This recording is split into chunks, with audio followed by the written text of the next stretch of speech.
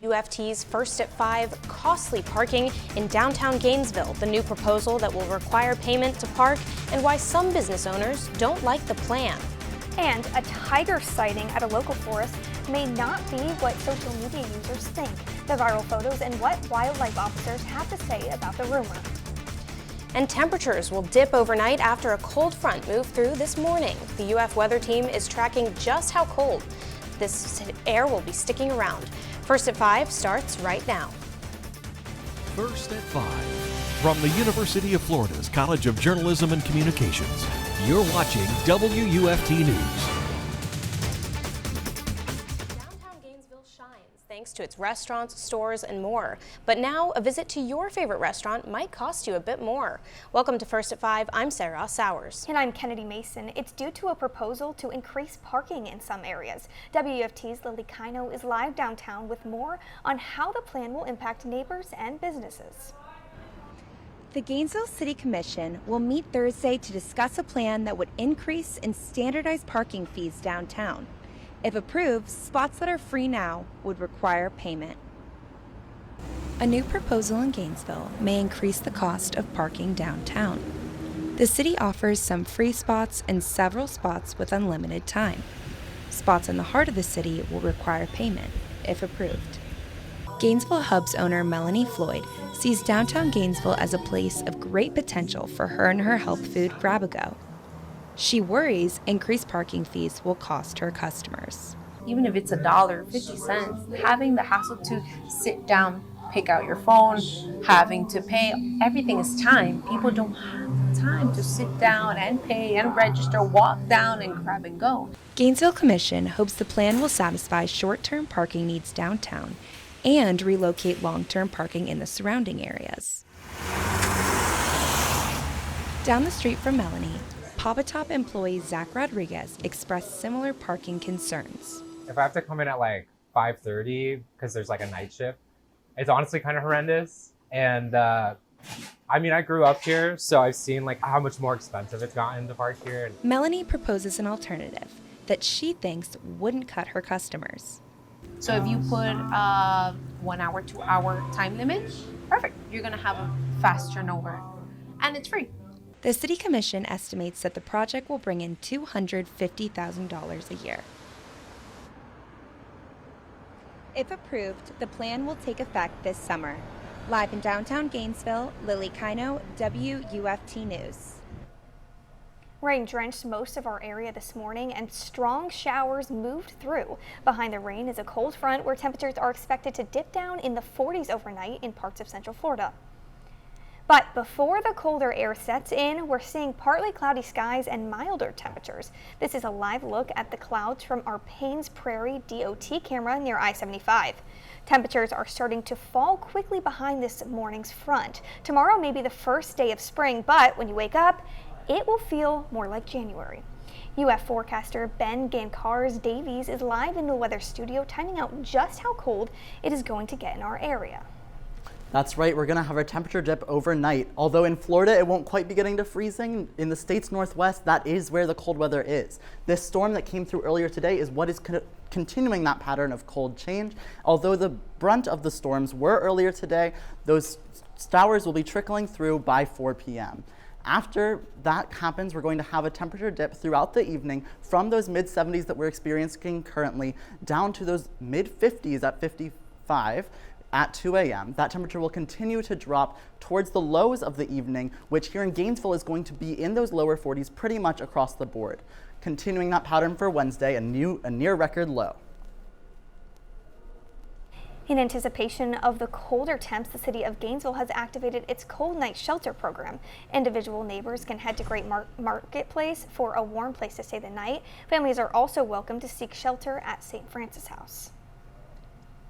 All 4 current members of the GRU Authority are now set to resign as the result of a lawsuit settlement. Jake Lynch is here with us now about how the utility company expects to move forward with its leadership. Yeah, today I put together a timeline of the most recent development with the authority, as well as all of the roadblocks it has faced thus far. Earlier this month, all members of GRU Authority were forced to submit resignation letters that will be effective in about 60 days. Here's the history behind it. In July, a lawsuit was filed by Gainesville Residents United in response to the new law regarding GRU authority. In late September, Governor Ron DeSantis appointed 3 members to the authority. None were GRU customers. The last 2 appointments came in time for the authority board to be sworn in October 4th. The process caused contention. Alachua County Labor Coalition member Bobby Murmur demanded change at that October meeting. Gainesville Regional Utilities is part and parcel of the city. It's a city-owned utility, so the city answers to its residents and its voters. So the board should be reflective of that. The day after the meeting, GRU authority appointee Tara Ezell chose not to be sworn in. Fast forward to March 14th, a settlement decided all current members must resign and all future board members must have a ratio of 4 Gainesville residents to 1 county resident. VP of Gainesville Residents United, Susan Botcher, will watch closely. So hopefully this time the governor will appoint 5 legally qualified members to serve on the authority board. State Representative Chuck Clemens responded saying, "I fully support the governor's decision to enter into this agreed-upon settlement to undergo a reappointment process for the authority. For now, the GRU awaits new appointments." There will be no pause in authority board activity, but simply a turnover of members. Only 1 current member, Craig Carter, plans to reapply to the board. Live in the studio, Jake Lynch, WUFT News. A shooting leaves 1 wounded in a Gainesville neighborhood. Local police officers arrived at the Lincoln Estates neighborhood near Southeast 15th Street around 9:30 Sunday. Officials say the person shot was taken to the hospital, but right now there's updates on his condition have yet to be released. Officers in Lake City are asking for any information regarding a sexual battery arrest involving a minor. Officers arrested 25-year-old Shomar Denson after a person complained of finding concerning videos on his phone. They came into the police station Sunday to report the videos. Detectives say the videos showed the suspect apparently engaging in sexual acts without the minor's consent. If you have any more information about this crime, you're asked to call the Lake City Police. Governor Ron DeSantis has signed 3 new bills meant to tackle illegal immigration in Florida. In one bill, cities and counties can only accept legal documentation, so prohibiting community IDs. Another bill increases the maximum sentence for those driving without a valid license from 60 days to 1 year. The bill also sets a mandatory sentence for repeat offenders. Under the last bill, criminal penalties committed by someone previously deported are raised, with the 3rd-degree felony now being a 2nd-degree offense. The viral rumors of a loose tiger in Ocala National Forest are false. The Northeast Regional FWC office confirmed to WUFT that the image of a tiger circulating online over the last week is fake.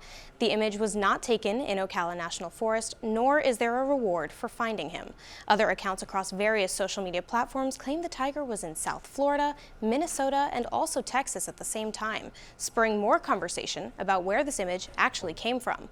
With reverse image search, we found that this same photo has been popping up online in communities across the country since 2019. A boil water notice is in effect for Williston neighbors. Officials say the notice comes after a construction crew broke into an 8-inch water main, causing the loss of water pressure. In precaution, city officials ask you to at least boil your water for 1 minute before drinking it. A bacteriological survey to deem the water safe is yet to be done. Coming up on WUFT's First at 5, Floridians stuck in Haiti amidst increasing violence can now seek assistance. How the governor is working to help those in need. And multiple shootings sending spring breakers running for cover over the weekend in Florida. The multiple shootings across the state police are investigating. First at 5 is back after the break.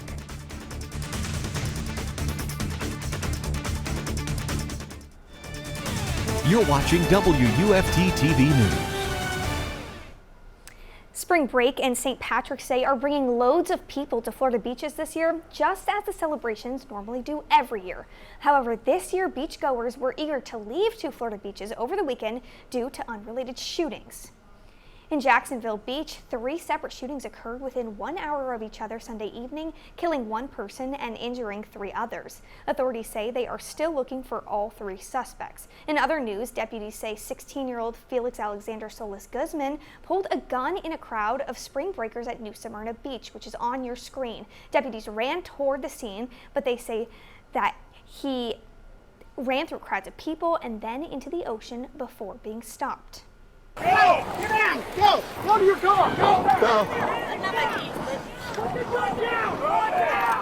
For the tower, 409. 409. No injuries were reported during the scene. Solis Goodman was hit with a slew of charges, including 3 counts of aggravated assault on a law enforcement officer, resisting law enforcement, and tampering with evidence. Against the increasing violence in Haiti, Floridians stuck inside the country can now seek help through a new portal. With this new website, the Florida Division of Emergency Management aims to hear from any Floridian in need of help or their family members. Officials say the country's current instability and increase in gang violence represents a risk for Americans in Haiti. To fill the questionnaire, you can visit floridadisaster.org/Haiti. While the rematch of the 2020 election is pretty much set, Republican voters in Florida will still head to the polls tomorrow for the state's presidential primary election. Republican voters will be able to cast ballots for presumptive nominee Donald Trump or former candidates like Governor Ron DeSantis. In some areas of the state, voters will also be able to cast ballots in municipal races. As of today, nearly 800,000 Floridians had already voted early or by mail. Polls will be open from 7 a.m. to 7 p.m. Tuesday. First-year applicants, your time to decide whether you want to attend the University of Florida has been extended. The university has pushed the enrollment confirmation deadline 2 more weeks. Potential future students will now have until May 15th to accept their admissions. The decision comes after the Office of Federal Student Aid announced universities won't receive financial aid data until mid-March. The university says a revision to the FAFSA application process has prolonged the processing time. And there was a temperature drop between yesterday and today. How that trend is going to affect the rest of your week coming up.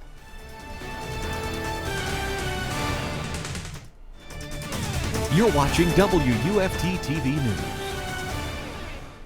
This is the storm system that passed through our region earlier today. Although the brunt of the storm was passed by 1 p.m., we did still have showers until about 4 p.m.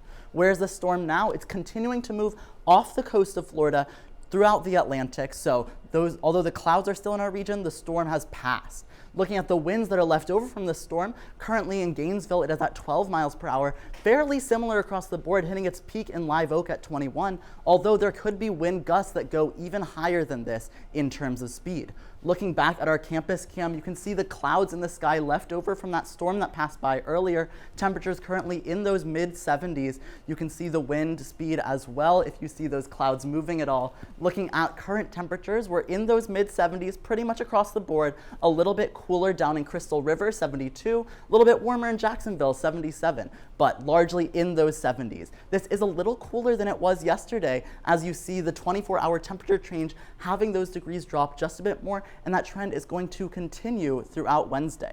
Looking at our Tuesday planner, we're going to have a windy morning at 8 a.m., again left over from that storm that passed through, and it's going to be quite chilly in those lower 40s. As we get through the day, it's going to warm up just a little bit, but our skies are going to remain clear. That cloud system has moved past us. 4 p.m., it's going to continue to be cool despite that being one of the warmer points of the day.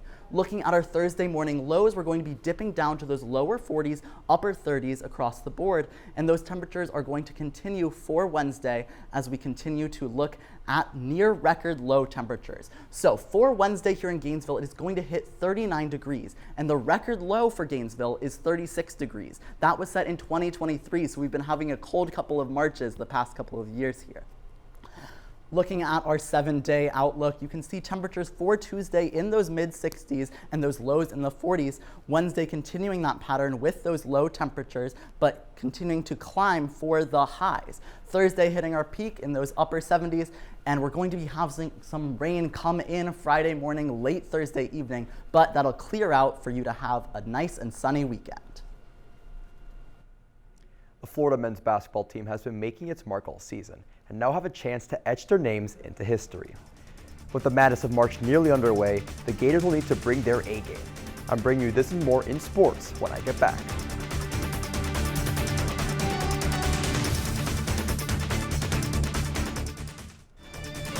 You're watching WUFT-TV News.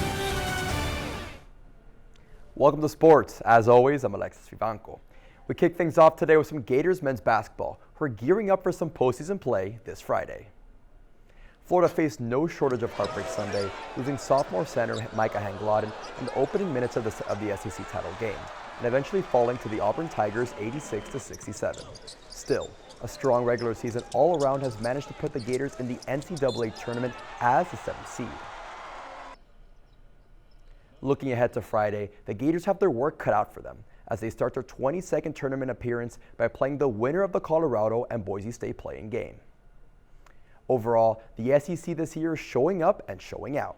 7 other SEC teams have cracked the field, with Tennessee, Auburn, Kentucky, Alabama, South Carolina, Mississippi State, and Texas A&M all putting on their shoes to go dancing this year. The SEC's 8 tournament selections are tied with the Big 12 for most in the nation. The Gators women's basketball team is also getting an opportunity to compete in the postseason, accepting a bid to the Women's Basketball Invitation Tournament. The Gators have faced their fair shares of struggle this season, but left it all on the line this past week in the SEC tournament, beating Missouri and upsetting number 6 Vanderbilt before eventually falling to number 3 seed Ole Miss. Heading into the tournament, the Gators are led by SEC top 5 leading scorer Aliyah Batharu and SEC 6th Woman of the Year Leilani Correa. Across the SEC, many teams are getting their shot at the NCAA tournament. 8 squads will be gunning for the ship this year, with appearances coming from undisputed number 1 seed South Carolina, Texas A&M, Ole Miss, Alabama, Tennessee, LSU, Vanderbilt, and Auburn. The latter 2 will need to face Arizona and Columbia respectively to make it to the round of 64. As for the Gators, they'll open March Madness as the 3 seed at home in the O-Dome against St. John's in a Thursday evening matchup, with a tip-off set for 6 p.m. Florida Gymnastics has managed to punctuate a storybook regular season with an emphatic quad meet to send off their seniors. Head coach Jenny Rowland credits this win to the Gators' bend, never break attitude. We had a lot of Gators go in different spots and lineups, and that seems to be the trend this regular season. And they keep showing up, they keep stepping up, and they keep owning whatever it is that's put in front of them. So very valuable lessons that this team can take away from tonight and from this regular season leading into postseason. Up next, the Gators will begin some postseason action of their own when the 43rd Annual SEC Championships gets underway in New Orleans Saturday, March 23rd. Gators basketball is keeping the good times rolling following a 2-1 series win against Texas A&M. The number 8 Orange and Blue have managed to improve their record to 12-7 and 2-1 in the SEC. Florida will complete its homestand tomorrow evening with a Tuesday tilt against Jacksonville University at 6:30 p.m. In some more college hoops news, Long Beach State head coach Dan Monson will lead his team into the NCAA tournament after being fired last week. Thanks so much for that sports update, Alexis, but I've got to ask, how does that even happen? Well, to be honest with you, I'm not sure, but unfortunately, the team will probably not re-sign him afterwards. Interesting. And has this ever happened before? Well, not like this. I mean, we've had teams make the postseason with a different coach, but never with the same coach. You know what I'm saying? Wow, yeah. All right, well, we're going to do one last check on the weather. Do I need a jacket tomorrow? Tomorrow you might need a jacket. The temperature is going to be dipping down just a little bit. It won't be too cold, but it will be in those mid-60s. But don't worry, temperatures will be climbing in the highs at least throughout the week until Friday, where you'll have another bit of a dip as we have that rain coming through. Your weekend should be nice and sunny, though. Thank you so much, Ben, for that update on the weather. And BBC World News is coming up next. The PBS News Hour is coming up at 7. But your Florida news is always on at WUFT.org. Have a good night.